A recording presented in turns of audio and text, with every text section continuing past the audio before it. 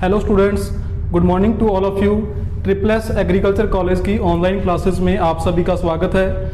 आज मैं आपको बीएससी एग्रीकल्चर के जो सेकंड ईयर क्लास है, बीएससी एग्रीकल्चर सेकंड ईयर के फर्स्ट सेम का जीपीबी 211 सब्जेक्ट करवाऊंगा, जिसका टाइटल है फंडामेंटल्स ऑफ प्लांट ब्रीडिंग। ठीक है, तो ये जो सब्जेक्ट है ये है बीएससी सेकंड ईयर के फर्स्ट सेम का। इससे पहले आपने बीएससी फर्स्ट ईयर के सेकंड सेम में एक सब्जेक्ट पढ़ा था जीपीबी 121, जिसका टाइटल था फंडामेंटल ऑफ जेनेटिक्स। मतलब इस जेनेटिक्स के अंदर आपने सेल की स्ट्रक्चर और सेल के फंक्शंस के बारे में पढ़ा था, और इसके साथ ही आपने पढ़ा होगा कि जो हेरिडिटी करैक्टर होते हैं, जो अनुवांशिक लक्षण है, वो एक जनरेशन से नेक्स्ट जनरेशन में कैसे ट्रांसफ़र होते हैं। लेकिन जो आपकी बीएससी सेकंड ईयर का फर्स्ट सेम है, इसमें आप पढ़ोगे फंडामेंटल्स ऑफ प्लांट ब्रीडिंग के बारे में। इस लेसन के अंदर आप वो मेथड्स या वो प्रिंसिपल्स पढ़ोगे जिनकी हेल्प से अपने किसी भी क्रॉप की नई वैरायटी तैयार कर सकते हैं। तो सबसे पहले अपने जो आपका सब्जेक्ट है फंडामेंटल्स ऑफ प्लांट ब्रीडिंग या पादप प्रजनन, तो सबसे पहले अपने इसकी डेफिनेशन देखते हैं या परिभाषा देखते हैं कि अपने प्लांट ब्रीडिंग या पादप प्रजनन किसे कहते हैं। तो विज्ञान की वह शाखा या एग्रीकल्चर की वह शाखा जिसके अंदर जो क्रॉप्स होती हैं, क्रॉप्स के जीनोटाइप,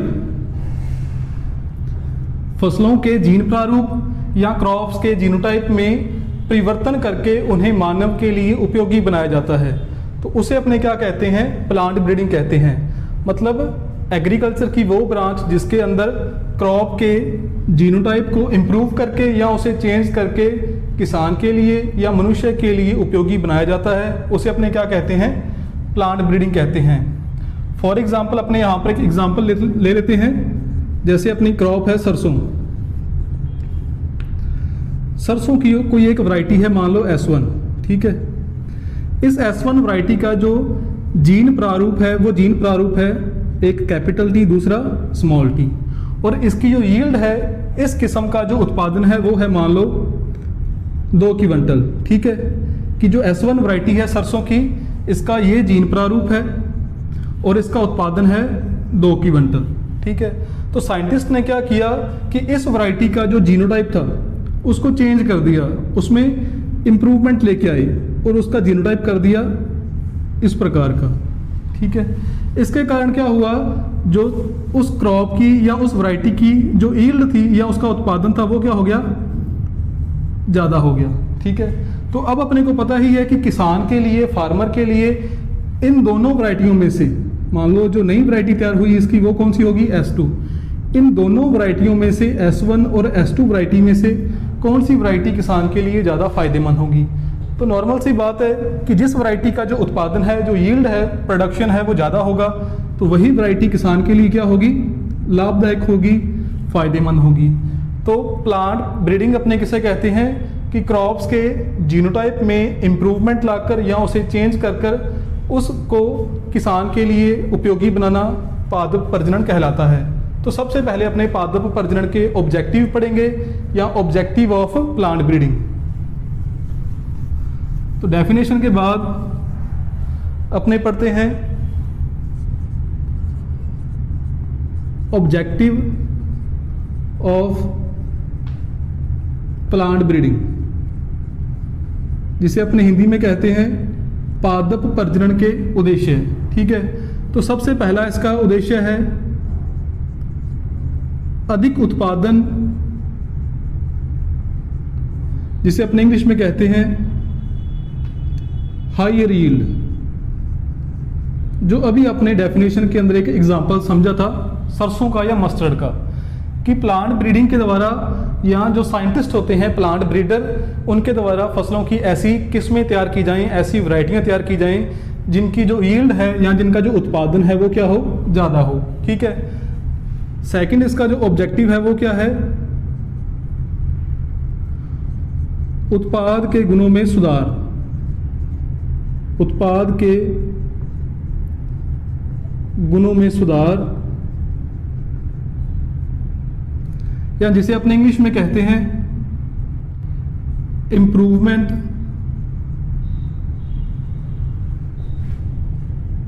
इन द क्वालिटी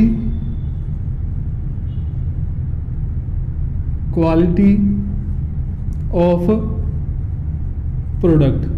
ठीक है, कि फर्स्ट इसका ऑब्जेक्टिव क्या था कि यील्ड ज़्यादा हो, प्रोडक्शन ज़्यादा हो, लेकिन उसके साथ सेकंड ऑब्जेक्टिव क्या है कि जो उस क्रॉप से अपने को प्रोडक्ट प्राप्त हो रहा है, मतलब जो उस फसल का उत्पाद है, उस उत्पाद की जो क्वालिटी है, उसके जो गुण हैं वो भी क्या होने चाहिए, अच्छे होने चाहिए। जैसे अपने यहाँ पर सरसों का एग्जाम्पल लिया था कि सरसों का जो उत्पादन है वो ज़्यादा हो, तो सरसों के जो बीज होते हैं उनके बीजों से अपने को क्या प्राप्त होता है, तेल प्राप्त होता है। ठीक है, तो उत्पादन के साथ साथ जो उनके बीजों में जो तेल की मात्रा है वो भी क्या होनी चाहिए, ज़्यादा होनी चाहिए। या यहाँ पर अपने एक और एग्जाम्पल ले सकते हैं कॉटन का, कि कॉटन से अपने को क्या मिलता है, फाइबर या रेशे। तो कॉटन की यील्ड भी ज़्यादा हो, लेकिन जो कॉटन से अपने को फाइबर प्राप्त होगा, जो रेशे प्राप्त होंगे, उस फाइबर की जो क्वालिटी है वो भी अच्छी होनी चाहिए। तो ये था इसका सेकंड ऑब्जेक्टिव। थर्ड इसका ऑब्जेक्टिव है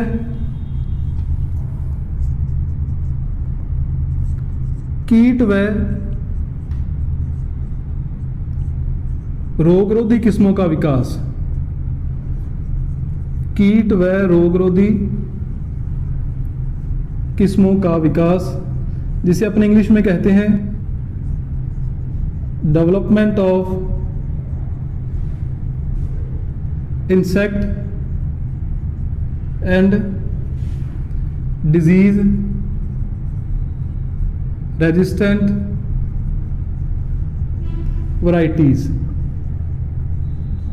ठीक है, थर्ड इसका ऑब्जेक्टिव क्या है, कीट व रोगरोधी किस्मों का विकास या development of insect and disease resistant variety. मतलब अपने क्रॉप की ऐसी वैरायटी तैयार करें जिनके अंदर इंसेक्ट के प्रति और डिजीज के प्रति जो उसमें रेजिस्टेंट पावर पाई जाए या प्रतिरोधक क्षमता पाई जाए, मतलब उस फसल पर कीटों का आक्रमण या इंसेक्ट का अटैक कम हो। ठीक है, और किसी भी फंगस की या किसी भी बैक्टीरियल जो डिजीज है उस डिजीज के प्रति भी क्या पाई जाए, प्रतिरोधक क्षमता पाई जाए या रेजिस्टेंट वैरायटी पाई जाए। तो किसी भी फसल में किसी भी जब बीमारी के प्रति रेजिस्टेंट पावर पाई जाएगी या प्रतिरोधक क्षमता पाई जाएगी, तो इससे किसान को क्या फ़ायदा होगा कि किसान को उसके ऊपर पेस्टिसाइड कम छिड़कने पड़ेंगे या नहीं छिड़कने पड़ेंगे, जिसके कारण किसान के जो पैसे हैं वो बचेंगे, मतलब किसान को इसका फ़ायदा होगा। ठीक है, तो ये इसका थर्ड ऑब्जेक्टिव था। फोर्थ इसका ऑब्जेक्टिव क्या है, अधिक दक्षता वाली किस्मों का विकास। अधिक दक्षता वाली किस्मों का विकास, इसे अपने इंग्लिश में कहते हैं development of varieties with increased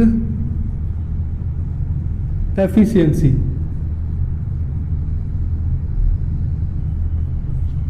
development of varieties with increased efficiency या अधिक दक्षता वाली किस्मों का विकास। मतलब ये कौन सी किस्में या ये कौन सी वैरायटीज़ होंगी कि मान लो फार्मर के द्वारा किसी भी फसल को जो फर्टिलाइज़र दिए जाते हैं या जो सिंचाई की जाती है, तो फसलों के द्वारा उसका पूरा का पूरा जो उसका यूज़ कर लिया जाए। ठीक है, कि मान लो किसान ने किसी भी फसल को फॉर एग्जांपल 1 किलो फर्टिलाइज़र दिया। ठीक है, तो कोई जो वैरायटी है वो इस 1 किलो में से सिर्फ 30 से 40% ही उस फर्टिलाइज़र का यूज़ कर पाती है, बाकी सारा वेस्ट हो जाता है। ठीक है, तो जब उसने सिर्फ इसमें से 30 से 40% का ही यूज़ किया, तो जो उसका प्रोडक्शन है वो भी क्या होगा, कम होगा। तो साइंटिस्ट के द्वारा एक ऐसी किस्में तैयार की जाएं फसलों की जिनके द्वारा किसान के द्वारा जो भी उसको फर्टिलाइज़र दिया जाता है या जो भी सिंचाई की जाती है, तो फसलों के द्वारा उस फर्टिलाइज़र का और उस सिंचाई का उचित मात्रा में यूज़ किया जाए, मतलब ज़्यादा से ज़्यादा उसका वो यूज़ कर सकें, मतलब इसका वो 70 से 80% यूज़ कर पाएँ, जिसके कारण क्या होगा, जो क्रॉप से किसान को ज़्यादा यील्ड मिल सकेगी, ज़्यादा उसे उत्पादन मिल सकेगा। ठीक है, तो ऐसी किस्मों का विकास हो कि जितनी भी किसान के द्वारा उसे खाद दी जाती है, उस खाद का वो ज़्यादा से ज़्यादा फसलों के द्वारा यूज़ किया जा सके। ठीक है, नेक्स्ट अपने देखते हैं इसके अंदर। जो फिफ्थ इसका ऑब्जेक्टिव है समकाल पक्वन, समकाल पक्वन जिसे अपने इंग्लिश में कहते हैं सिंक्रोनस मैच्योरिटी। सिंक्रोनस मैच्योरिटी या समकाल पक्वन मतलब खेत में अपने एक ही समय जो फसल बोई है वो सारी की सारी फसल एक ही टाइम मैच्योर हो जाए या वो पककर तैयार हो जाए। फॉर एग्जांपल ये अपना फील्ड है, ये अपना खेत है, इस फील्ड के अंदर अपने किसी फसल की बुआई की है और वो अपने एक ही दिन की है, ठीक है। तो अब किसानों के द्वारा जो साइंटिस्ट हैं उनके द्वारा कैसी किस्में तैयार की जाएं कि ऐसी किस्में तैयार की जाएं जिनकी एक ही समय बुआई की है और वो किस्में एक ही समय पककर क्या हो जाएं, तैयार हो जाएं। इससे किसान को क्या फ़ायदा होगा कि जब एक ही समय सारी फसल पककर तैयार हो जाएगी तो उसकी कटाई करना आसान हो जाएगा। वो इन सभी पौधों की कटाई है वो एक ही बार कर सकेगा। यदि ऐसा होता कि इसमें से कुछ पौधे पहले ही मैच्योर हो जाते और बाकी पौधे बाद में मैच्योर हो जाते तो उसको लेबर लगाकर पहले इनकी कटाई करनी पड़ती, बाद में इनकी कटाई करनी पड़ती, मतलब 2 बार अलग अलग टाइम मेहनत करनी पड़ती। तो यदि सारे ही पौधे एक टाइम मैच्योर हो जाएंगे तो उनको एक ही टाइम वो हार्वेस्ट कर सकता है, ठीक है। तो ये था आपका 5वां इसका ऑब्जेक्टिव था, समकाल पक्वन या सिंक्रोनस मैच्योरिटी। नेक्स्ट आता है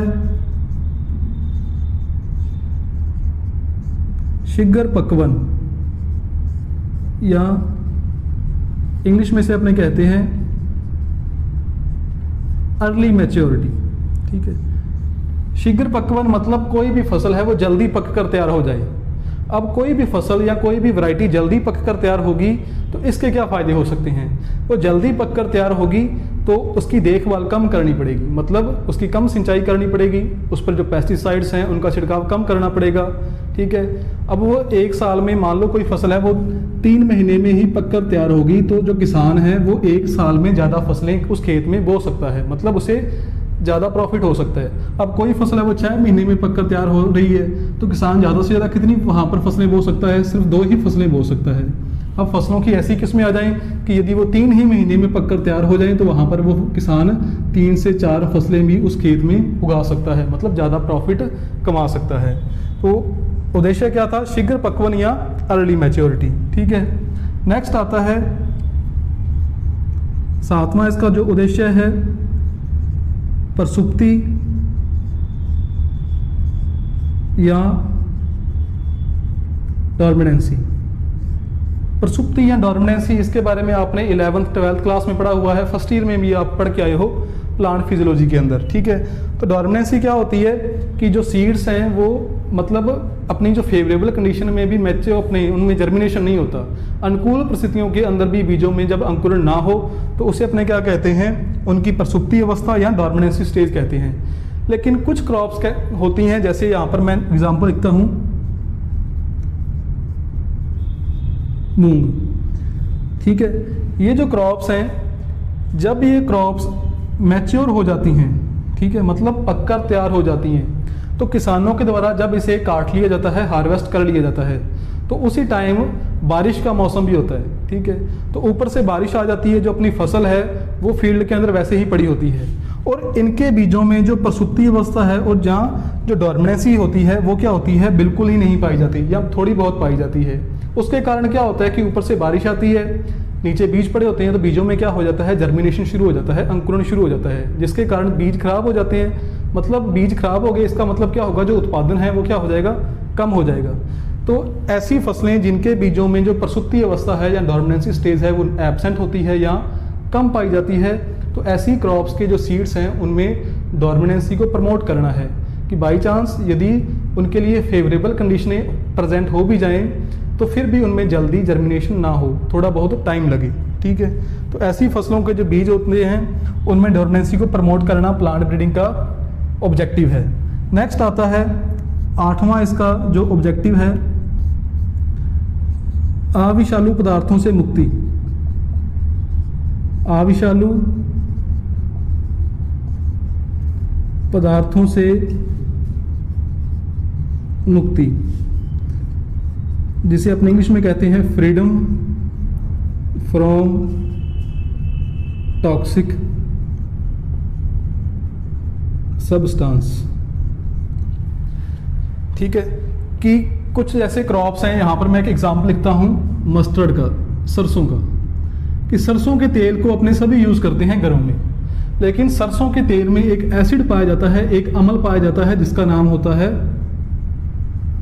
इरूसिक अम्ल या इरूसिक एसिड। और ये जो इरूसिक एसिड या इरूसिक अम्ल है, ये ह्यूमन की हेल्थ के लिए क्या होता है, हानिकारक होता है। इसका ह्यूमन की हेल्थ पर बुरा प्रभाव पड़ता है। ठीक है, तो ऐसी किस्में अपने तैयार करें जिनके अंदर कोई भी जो टॉक्सिक मटेरियल है या कोई जहरीला केमिकल या जहरीला पदार्थ है वो ना हो, एब्सेंट हो। ठीक है, तो ये इसका उद्देश्य है अविषालु पदार्थों से मुक्ति की। जो फसल के प्रोडक्ट होते हैं, कोई भी फसल है उसका कोई भी प्रोडक्ट है, उसके अंदर कोई भी जो टॉक्सिक सब्सटेंसेस है, जो जहरीला पदार्थ है वो नहीं होना चाहिए। तो ये अपने इसके 8 ऑब्जेक्टिव कर लिए।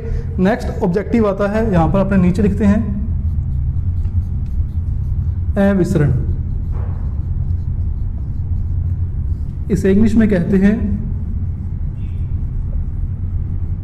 Non shuttering. अविसरण या नॉन शटरिंग का क्या मतलब है? जैसे अपने यहाँ पर एग्जाम्पल लिखा था गवार या मूंग का, कुछ और भी यहाँ पर अपने एग्जाम्पल लिख सकते हैं इसके लिए, सरसों, मूंग, ये अपने 2 एग्जाम्पल लिख लिए। ठीक है, तो जब ये फसलें मैच्योर हो जाती हैं, पककर तैयार हो जाती हैं, इनकी जब कटाई की जाती है, इनको हार्वेस्ट किया जाता है, तो उस टाइम क्या हो जाता है कि जो प्लांट होता है, उस प्लांट से जो इनकी फलियां होती हैं, वो फलियां नीचे गिरनी शुरू हो जाती हैं। मतलब जब पौधा मैच्योर हो जाता है तो उस पौधे पर क्या लगी होती हैं, पोड्स या फलियां लगी होती हैं जिसके अंदर बीज होती हैं। तो जब पौधा मैच्योर हो जाता है तो उससे जो कुछ फलियां हैं वो नीचे गिर जाती हैं। जब फलियां नीचे गिरेंगी तो उत्पादन क्या हो जाएगा, कम हो जाएगा। तो जब फलियां नीचे गिरती हैं तो उस प्रोसेस को अपने क्या कहते हैं, उसे कहते हैं शटरिंग या विसरण। लेकिन अपने क्या करना है, अविसरण या नॉन शटरिंग। मतलब ऐसी फसलों की अपने ऐसी वैरायटीज़, ऐसी किस्में तैयार करें जिनके अंदर जो फलियां हैं वो नीचे ना गिरें जब प्लांट मैच्योर हो जाए।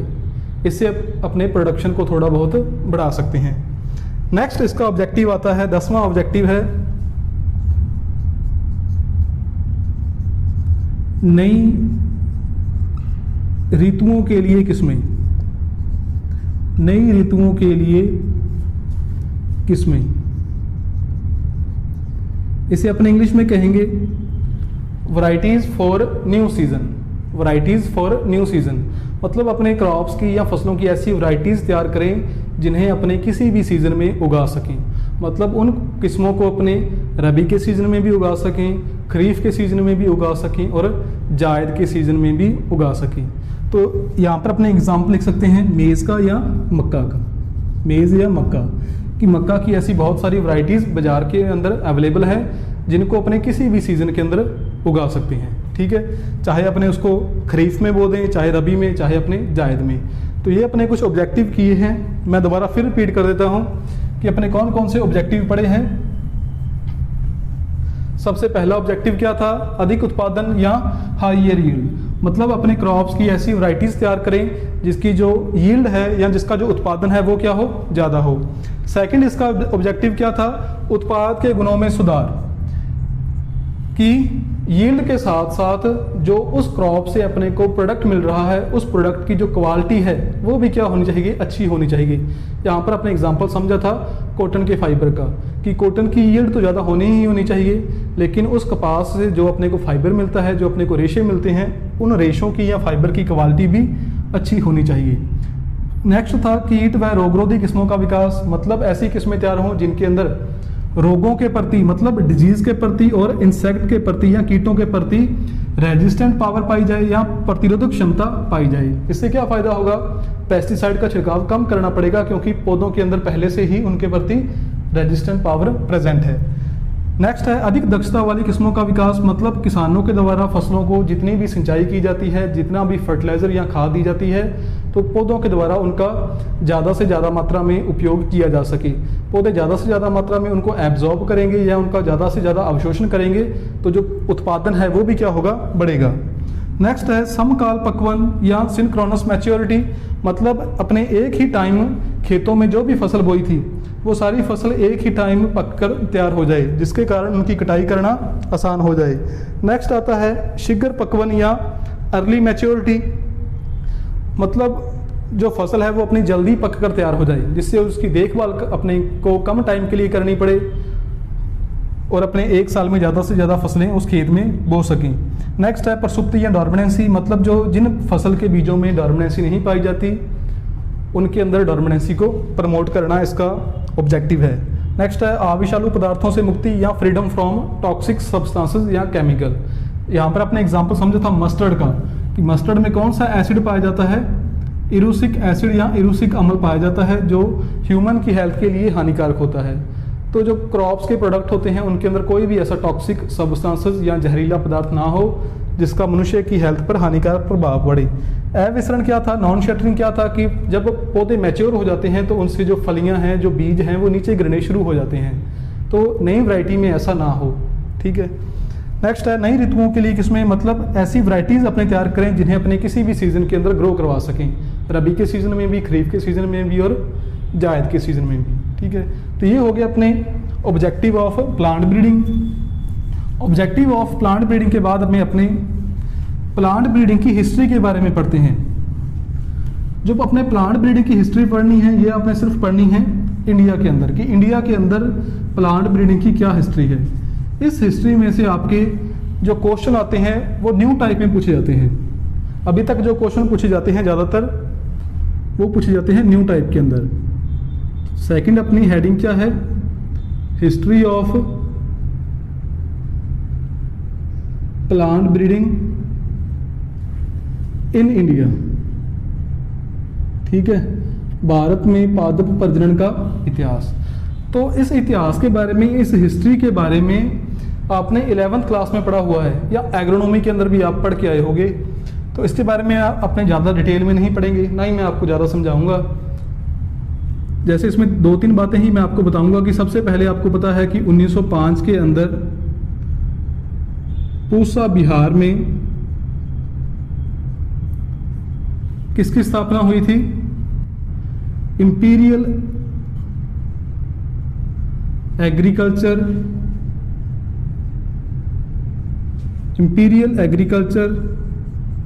रिसर्च इंस्टीट्यूट, ठीक है। कि 1905 में पूसा बिहार के अंदर इंपीरियल एग्रीकल्चर रिसर्च इंस्टीट्यूट की स्थापना की गई, सबसे पहले 1905 में बिहार के अंदर। लेकिन 1935 में यहाँ पर क्या आ गया, भूकंप आ गया। ये जो रिसर्च स्टेशन था, यहाँ रिसर्च इंस्टीट्यूट था, ये क्या हो गया, ख़त्म हो गया। तो इसके बाद क्या हुआ, 1936 में इस इंस्टीट्यूट को कहाँ पर ट्रांसफ़र कर दिया गया, न्यू दिल्ली के अंदर या न्यू दिल्ली के अंदर, ठीक है। 1935 में भूकंप आया तो ये जो स्टेशन था वो ख़राब हो गया। 1936 में इसे कहाँ पर ट्रांसफ़र कर दिया गया, न्यू दिल्ली के अंदर। और 1946 के अंदर जो इसका नाम था इंपीरियल एग्रीकल्चर रिसर्च इंस्टीट्यूट, इसका नाम चेंज करके क्या रख दिया गया, इंडियन एग्रीकल्चर रिसर्च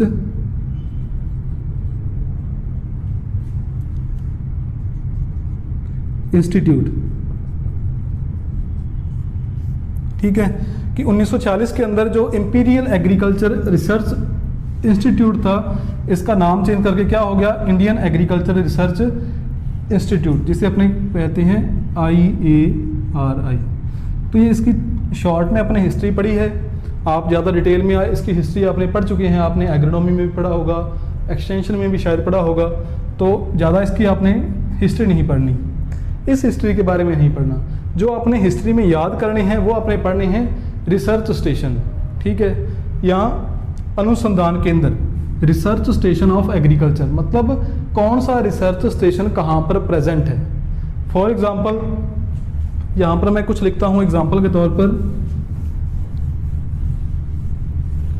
यहाँ पर कुछ रिसर्च स्टेशन लिखते हैं अपने, जैसे है काजरी। काजरी राजस्थान में कहाँ पर है, जोधपुर के अंदर। कहाँ पर है, राजस्थान में। Second CPRI central potato research institute कहाँ पर है, शिमला के अंदर, हिमाचल प्रदेश के अंदर। अभी आपने पढ़ा था IARI Indian agriculture research institute कहाँ पर प्रेजेंट है? न्यू दिल्ली के अंदर। इस प्रकार ये अपने 3 एग्जाम्पल के तौर पर लिखे हैं। इस प्रकार आपके जो नोट्स हैं उनमें 10-15 लिखे हुए हैं।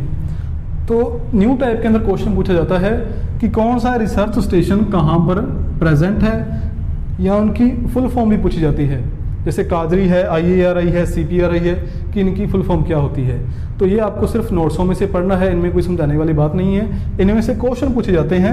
न्यू टाइप के अंदर 1 नंबर का क्वेश्चन पूछा जाता है। ठीक है, ये आपने याद पढ़ने हैं। इससे जो पहले मैंने आपको बताया था कि जो पूसा वाली स्टोरी थी कि पूसा में था, वहाँ पर भूकंप आ गया, न्यू दिल्ली के अंदर ट्रांसफ़र कर दिया गया, तो उसमें से क्वेश्चन नहीं पूछा जाएगा। क्वेश्चन पूछा जाएगा इन रिसर्च जो सेंटर है यहाँ से, कि कौन सा रिसर्च सेंटर कहाँ पर है। ठीक है, तो history of plant breeding in India के बाद जो नेक्स्ट अपने आज टॉपिक करेंगे, जो आज का लास्ट टॉपिक होगा अपना, वो होगा Indian plant breeder. Indian plant